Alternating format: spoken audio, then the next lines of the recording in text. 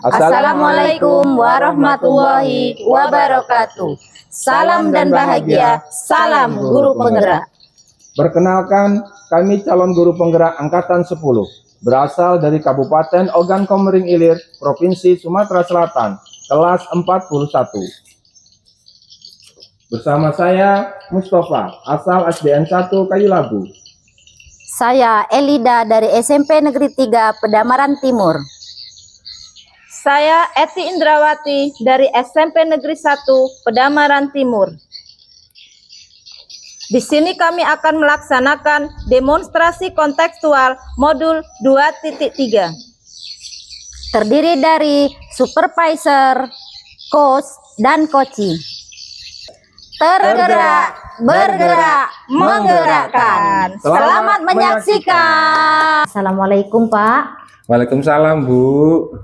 Gimana kabarnya Pak hari ini? Alhamdulillah Bu, hari ini saya sehat, baik, seger Bu. Alhamdulillah.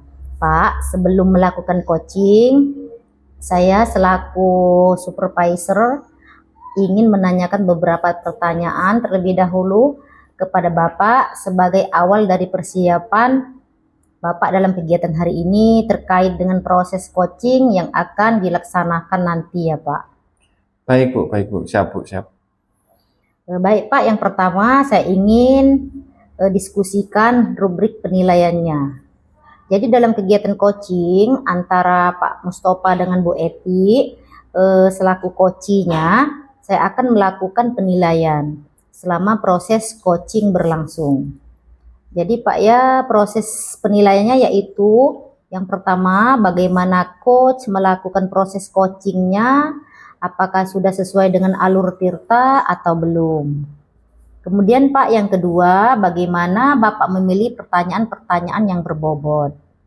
Kemudian yang ketiga, bagaimana coach menanggapi pertanyaan-pertanyaan dari coach. Kemudian jangan lupa tetap mengedepankan prinsip coaching yaitu kemitraan, proses kreatif, dan memaksimalkan kompetensi. Kemudian pertanyaan yang kedua ya Pak, kompetensi apa yang ingin Bapak kembangkan dalam percakapan coaching nanti Pak? Baik Bu, jadi dalam percakapan kami nanti atau coaching kami nanti, kompetensi yang akan saya terapkan, yang pertama yang pasti kehadiran penuh. Ya. Bagaimana supaya proses coaching ini berjalan dengan maksimal, tentu harus kehadiran penuh dari saya sendiri jadi seorang coach.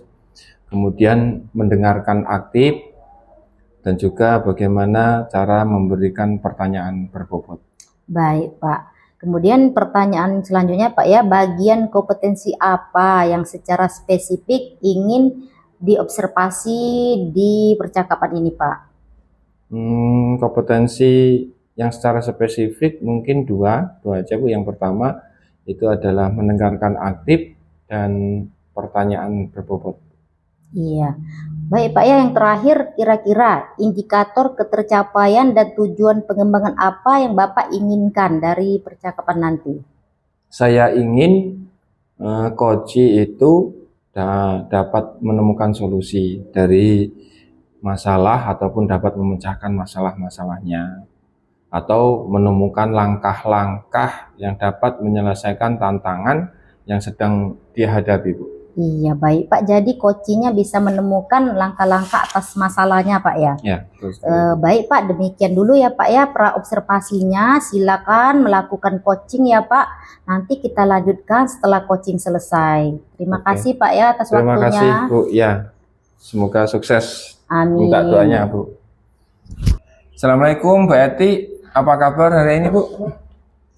Waalaikumsalam warahmatullahi wabarakatuh. Pak Topa, alhamdulillah sehat seperti yang Bapak lihat. Meskipun kegiatan di awal tahun pembelajaran ini Pak sangat padatnya luar biasa. Pak Topa sendiri bagaimana? Alhamdulillah Bu, hari ini saya kabarnya sehat, baik, itu makanya bisa bertemu dengan Bu Eti. Nah ini ngomong-ngomong tumben, Bu Eti ini kok ngubungin saya, pengen ngajak ngobrol. Ini apa yang bisa saya bantu kira-kira Bu Eti?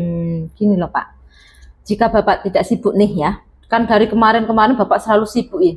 Pak Topa, Sibuk nggak? Oh sibuk Bu Eti, saya lagi bikin modul ajar. Pak Topa sibuk nggak? Oh sibuk Bu Eti, saya lagi bikin jadwal pelajaran. Nah, kalau Bapak tidak sibuk nih sekarang, boleh dong saya minta waktunya sebentar aja Pak. Boleh, boleh, tentu saja boleh. Minta maaf, mungkin memang kemarin ya tahu sendiri kalau tahun ajaran baru masuk itu banyak kegiatan. Jadi banyak yang harus dipersiapkan, Bu. Jadi saya mohon maaf kalau kemarin-kemarin mungkin tidak ada waktu untuk bisa ketemu. Nah, kebetulan Dimaafkan, Pak. hari ini lah sudah free. Nah, ngomong-ngomong, apa ini yang mau kita obrolin? Bu Eti mau ngomong apa ini? Gini loh Pak, kita kan sudah memasuki awal tahun pembelajaran Pak ya, 2024-2025 ini. Saya tuh mengalami sedikit problem masalah gitu loh Pak. Nah, kira-kira masalah apa, Bu? Tuh, sing iki to. Gitu. Oke, oke. Kira-kira apa sih nih yang Ibu harapkan dari pertemuan kita hari ini? Endingnya dari obrolan kita ini, Ibu pengen yang didapatkan tuh apa? Gini loh Pak, saya tuh nantinya ya Pak ya, setelah kita melakukan percakapan ini nih, setelah saya ngobrol panjang lebar dengan Pak Topa, saya tuh berharap saya tuh pengen tahu nanti rencana saya atau saya ke depannya, gambaran saya harus bagaimana ke depannya dari apa yang permasalahan yang saya alami sekarang ini gitu Pak. Oke, oke. Memangnya Ibu ada masalah apa di tahun ajaran baru 2024-2025 ini, Bu? Gini loh Pak, saya kan di tahun ajaran ini itu diamanahi Pak sebagai wali kelas 93. Kami kan ada 3 rombel Pak ya. Padahal di tahun-tahun sebelumnya saya itu dikasih kelas bawah Pak, tapi tahun ini saya diamanahi kelas atas, kelas 9 Pak ya, menjadi wali kelas. Nah, itu ada satu siswa Pak, kan kita sudah berjalan, kita mulai masuk tanggal 8 kemarin Pak ya, 8 Juli. Nah, udah berjalan 2 minggu nih ya. Itu selama 1 minggu di awal kemarin itu ada satu siswi saya Pak, jarang masuk. Nggak jarang masuk sih Pak, malahan nggak pernah masuk sama sekali, belum pernah masuk. Nah, di sini guru-guru yang mengajar di kelas saya itu pada nanya ke saya, karena saya kan selaku wali kelasnya gitu. Iya. Kok siswi ini nggak pernah masuk, itu ada apa, kenapa, seperti itu Pak.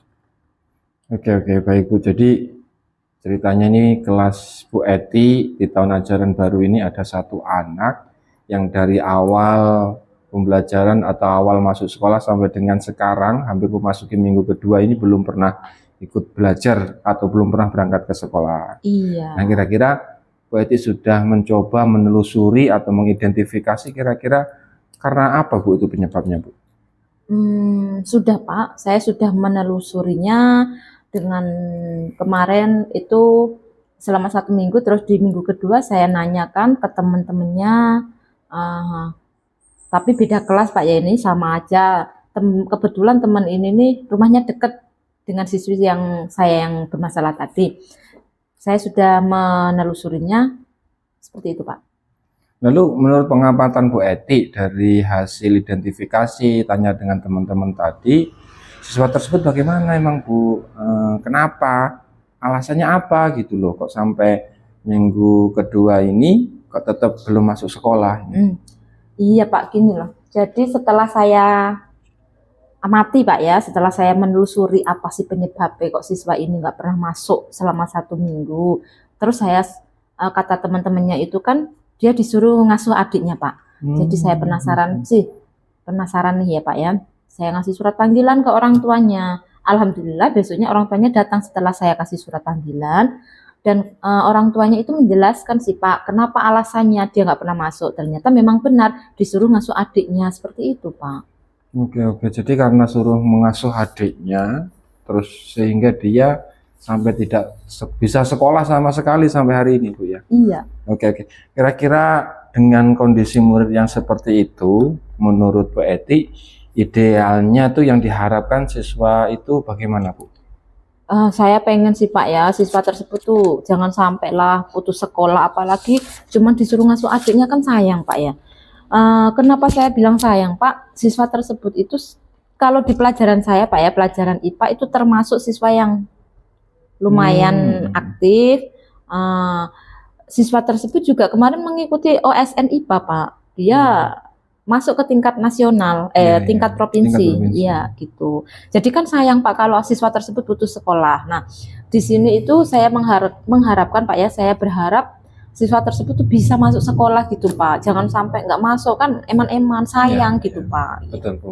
Murid yang berpotensi, murid yang memiliki ibaratnya prestasi bagus sampai tidak sekolah itu memang sangat kita sayangkan. Iya. Nah, kalau begitu Ibu kan berarti harus membuat langkah-langkah atau rencana nih.